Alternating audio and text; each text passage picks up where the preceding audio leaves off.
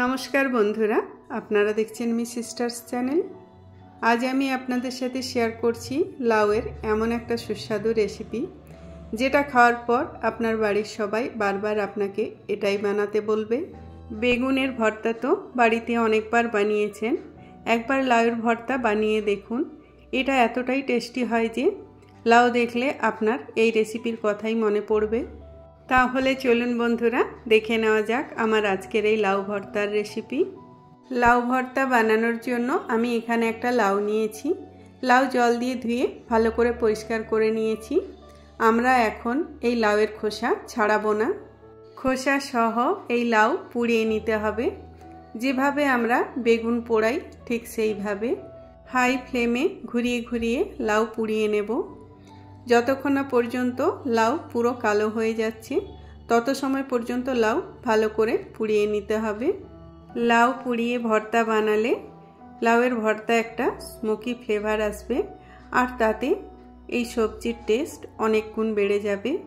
আপনারা দেখতেই পাচ্ছেন লাউ ভালো করে পোড়ানো হয়ে গেছে, পুরো লাউ কালো হয়ে গেছে, আর লাউ অনেকটা নরমও হয়ে গেছে। এবার গ্যাস বন্ধ করে লাউ একটা প্লেটে ট্রান্সফার করে ঠান্ডা করে নেব। লাউ ঠান্ডা হয়ে যাওয়ার পর লাউয়ের খোসা ছাড়িয়ে নিতে হবে। তো আমি একটা ছুরির সাহায্যে লাউয়ের খোসা ছাড়িয়ে নিচ্ছি। লাউয়ের খোসা পুড়ে গেছে, তাই লাউয়ের খোসা ছাড়াতে কোনো অসুবিধে হবে না। ছুরি দিয়ে এইভাবে একটু ঘষলেই লাউয়ের খোসা খুব সহজেই বেরিয়ে যাবে। লাউয়ের খোসা ভালো করে পরিষ্কার করে নিয়েছি। এবার লাউ কেটে নেব। তো আমরা লাউয়ের সবজি বানানোর জন্য যেভাবে লাউ কাটি ঠিক সেইভাবে লাউ কেটে নিয়েছি। এবার রান্না করব, তো তার জন্য একটা কড়াই ভালো করে গরম করে নিয়েছি।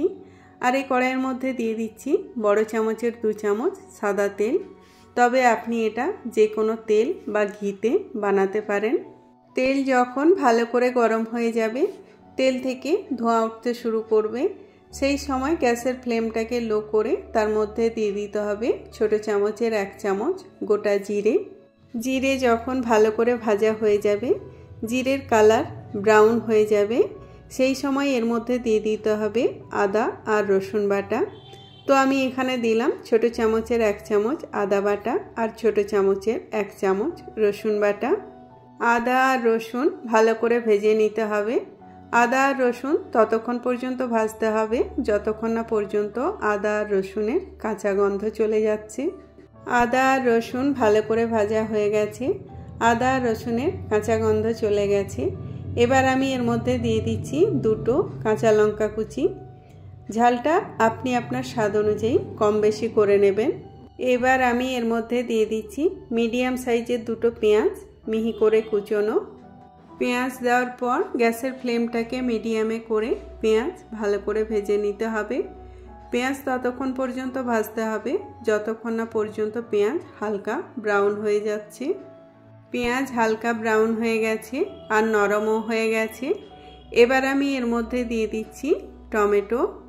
আমি একটা টমেটো ছোট ছোট করে কেটে নিয়েছি।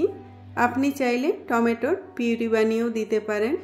ভর্তায় টমেটো দিলে ভর্তার টেস্ট খুব ভালো হয়।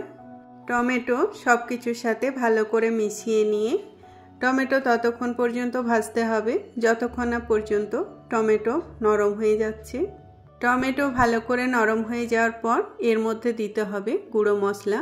তো আমি এর মধ্যে দিলাম ছোট চামচের 1/2 চামচ হলুদ গুঁড়ো, ছোট চামচের 1 চামচ ধনে গুঁড়ো আর ছোট চামচের 1 চামচ লাল লঙ্কা গুঁড়ো।